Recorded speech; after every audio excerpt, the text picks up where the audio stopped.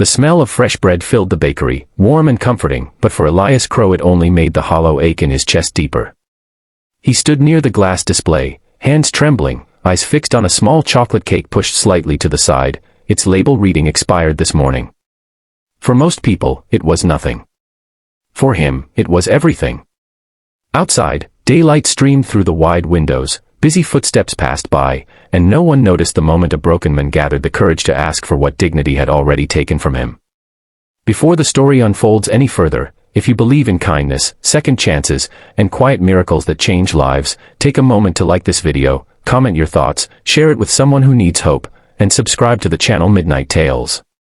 Your support keeps these stories alive. Elias had once lived a life that felt almost unreal now. Years ago, he had worked as a skilled carpenter, waking each morning to sunlight spilling through the curtains of a small but happy home. His wife, Maribel, used to hum softly as she made tea, her laughter filling the rooms they had built together piece by piece. But illness does not ask permission before entering a life. Medical bills piled up, work slowed as Elias spent his days at hospitals, and savings disappeared faster than hope. When Maribel could no longer work and Elias injured his hand on a rush job, everything collapsed. The house was sold, then the car, and finally pride itself was traded for survival. Now they lived in a shelter on the edge of the city, sharing thin blankets and quiet prayers. That morning was Maribel's birthday. Not a milestone, not a celebration anyone else would mark, but to Elias it mattered more than anything. She had whispered the night before that she missed cake, the kind with soft cream and chocolate shavings. Elias promised nothing, because promises had become dangerous, but he carried the wish with him as he walked through the city under the bright afternoon sun. The bakery was not meant for people like him. Polished shelves, smiling staff, and customers choosing pastries without looking at prices. Elias waited until the line thinned. He rehearsed his words silently, feeling each second stretch longer than the last. When he finally spoke, his voice came out low and careful, asking if the expired cake could be spared instead of thrown away. He explained, in fragments and pauses, that it was his wife's birthday and that he had no money. He was not asking for charity, just something that would be wasted. The young employee behind the counter hesitated. Rules were rules, and uncertainty flickered across her face. Other customers glanced over, some with pity, others with discomfort. Elias felt the familiar burn of shame crawl up his neck. He lowered his eyes, already preparing himself to leave. What he did not see at first was the man standing near the bread shelves, dressed simply but with an unmistakable air of control. His name was Vincent Hale, a self-made millionaire known for sharp decisions and even sharper instincts. He owned companies across the city, but today he was here for bread, trying to escape the noise of boardrooms and deadlines.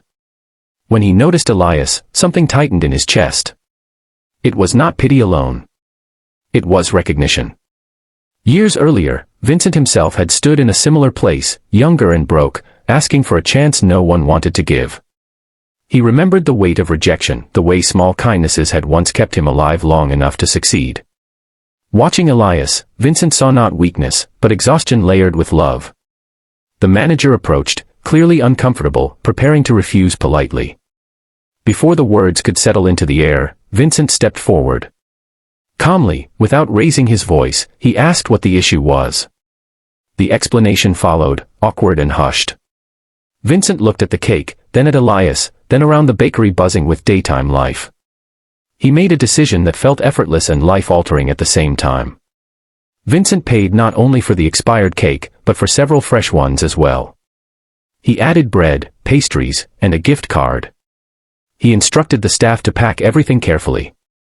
But more than that, he asked Elias about his skills, listened as the story of carpentry, injury, and loss unfolded in quiet honesty.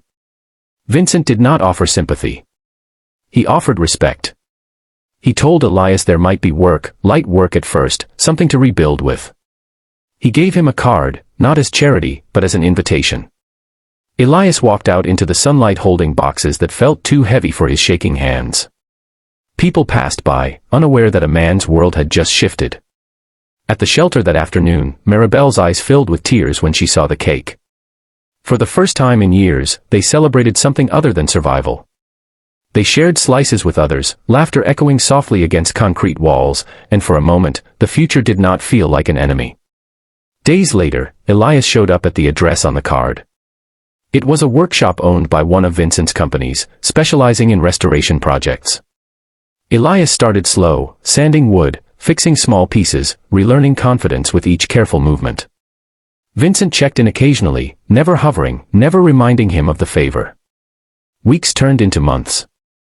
Elias regained strength in his hand, then pride in his work. Eventually, the shelter gave way to a small rented room, and Maribel's health began to improve with consistent care.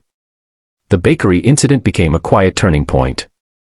Vincent never spoke of it publicly. To him, it was not charity but continuity, a reminder of where he came from and why success meant nothing if it was not shared. For Elias, it became proof that dignity could be restored, that one act of kindness in broad daylight could rewrite a story that felt finished. As this story draws near its end, if it touched your heart even a little, if it reminded you that humanity still exists in small moments, please take a second to like this video, share it, and leave a comment. Your engagement helps these stories reach people who need them most. And before you go, we have one special request. Comment below with the word kindness if you believe a single compassionate choice can change a life. That afternoon in the bakery was just another day to most people. Bread was sold, cakes were displayed, customers came and went. But for Elias and Vincent, it was the day two broken timelines crossed and reshaped each other.